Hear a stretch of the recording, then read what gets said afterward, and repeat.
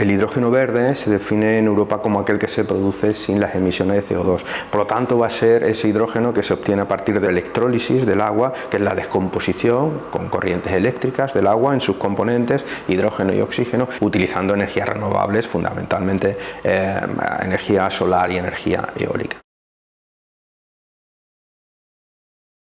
El caso del hidrógeno verde, la ventaja que tiene es que es un gas que se puede llevar a donde se quiera utilizar, ¿no? De manera que es un recurso que se puede producir en lugares donde haya energías renovables disponibles y se puede transportar o se puede dirigir en aquellos lugares donde no haya ese tipo de energía o no sean explotables. Además, permite regularizar la intermitencia de las renovables. Las renovables, sabéis que bueno, si es solar o eólica, va a depender del régimen de viento, va a depender de la noche y el día, cuando haya luz, con lo cual son intermitentes. Pues esa intermitencia se puede paliar generando hidrógeno, de manera que cuando haya excedentes de energías renovables, solar y eólica, se puede hacer con ese excedente hidrógeno por electrólisis, almacenarlo y después se puede utilizar ese hidrógeno para generar la electricidad necesaria para poder esa demanda extra abordarla y poder nutrirla.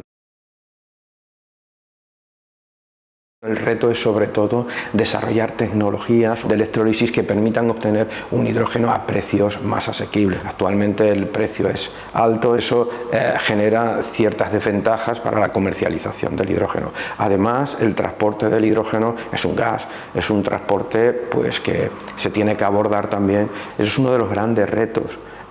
Luego también pues utilizarlo, las tecnologías de uso que fundamentalmente se basan en pilas de combustible, también necesitan desarrollos adicionales que permitan hacer o utilizar ese hidrógeno de una manera eficiente y asequible. En general, todas estas tecnologías están desarrolladas, necesitan simplemente un empujón final para que terminen siendo lo suficientemente eficientes y económicamente más viables para que se pueda trasladar ya al usuario final. El ITQ es reconocido por la gran capacidad que tiene el desarrollo de catalizadores, ¿no? Los catalizadores en cualquier proceso son indispensables para poder mejorar la eficiencia, la producción o la obtención de productos. Entonces, pues aprovechando esas capacidades que tenemos, los catalizadores aplicados pues, a electrolizadores o a procesos de producción de hidrógeno por otras vías diferentes a la electrólisis, permite obtener, mediante el uso de estos catalizadores, un hidrógeno de manera más eficiente y al final eso lo que se traduce es un hidrógeno más barato. Entonces el ITQ está trabajando en proyectos donde está desarrollando catalizadores que incorporados a electrolizadores permiten obtener hidrógeno de manera más eficiente, catalizadores que utilizados con luz solar es capaz de llevar a cabo la fotodescomposición del agua para obtener ese hidrógeno, o catalizadores que aplicados a gasificación de residuos biomásicos derivados, por ejemplo, de aguas residuales o derivados de industrias alimentarias que generan compuestos orgánicos que son gasificables, o derivados de otro tipo de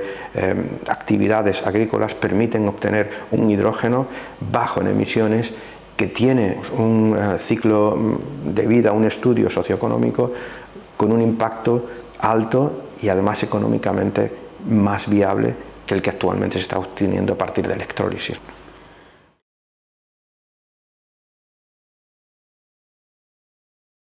En Europa tenemos la Asociación Europea del Hidrógeno, que aglutina industrias, aglutina centros de investigación en los que planifican y se decide hacia dónde pueden ir las tecnologías o hacia dónde deben de ir los desarrollos del hidrógeno, ¿no? Además tenemos el Clean Hydrogen Europe,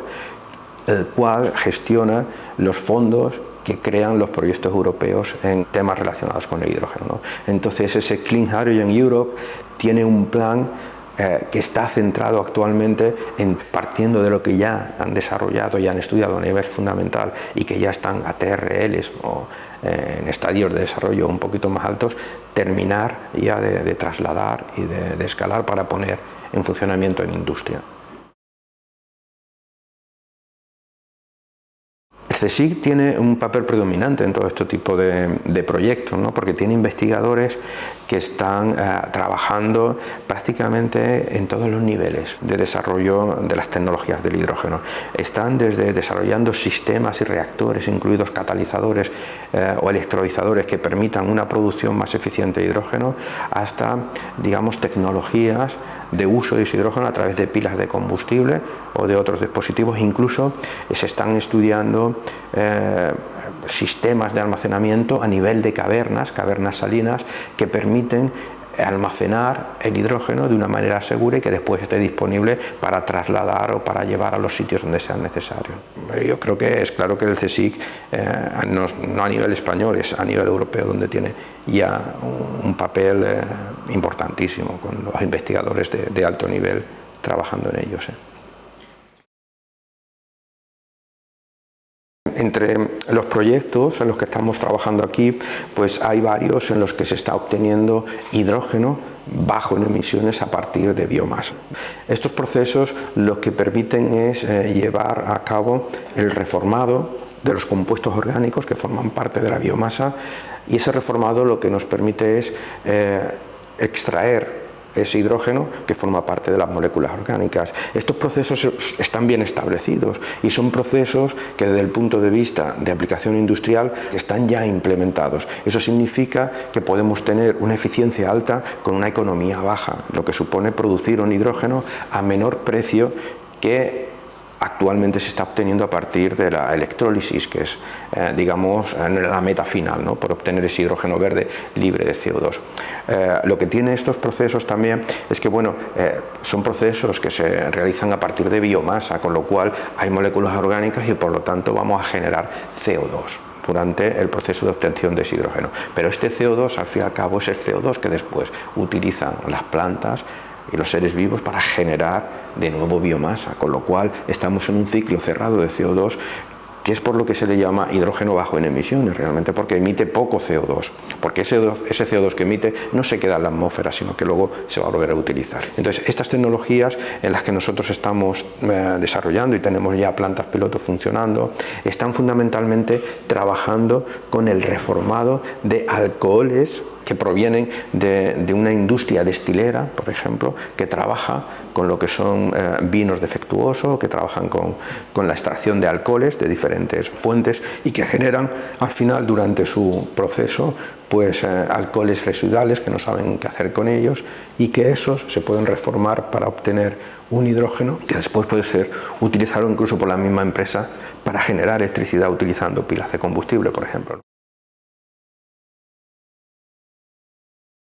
El hidrógeno, además de poder generarlo y utilizarlo directamente en pilas de combustible, puede ser también un vector intermediario para generar otro tipo de combustibles que actualmente son muy utilizados, ¿no? Y en este caso nosotros estamos trabajando en el desarrollo de tecnologías catalíticas que permiten hidrogenar CO2 para obtener metano. Esto es lo que se llama metanación, y aquí lo que se hace es que ese hidrógeno sobrante que se obtiene de electrólisis en los momentos en los que hay energías renovables, que ya hay cantidad suficiente, con ese hidrógeno lo que se hace es el CO2 que se puede obtener del biogás o que se puede obtener de aquellas fábricas que generan grandes cantidades de CO2, se hacen reaccionar el hidrógeno con el CO2 para formar metano.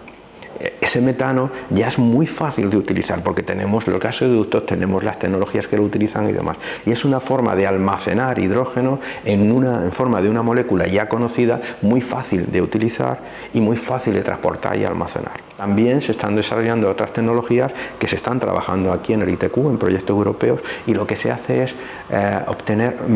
amoníaco, por ejemplo, o metanol. Se pueden trasladar a otro tipo de usos en industria de una manera más simple y más fácil.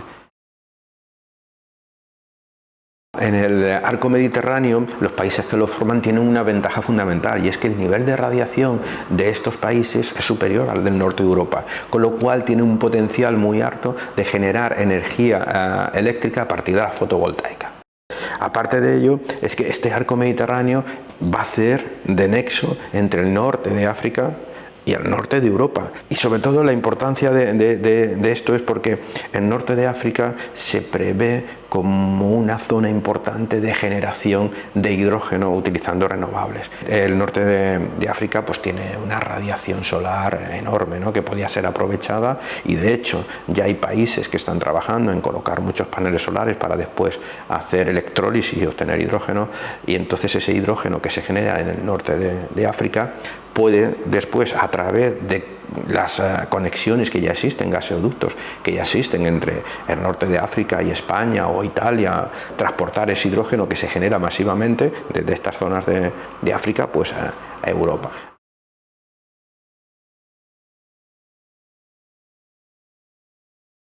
Desde la PTI Transener hemos tenido la suerte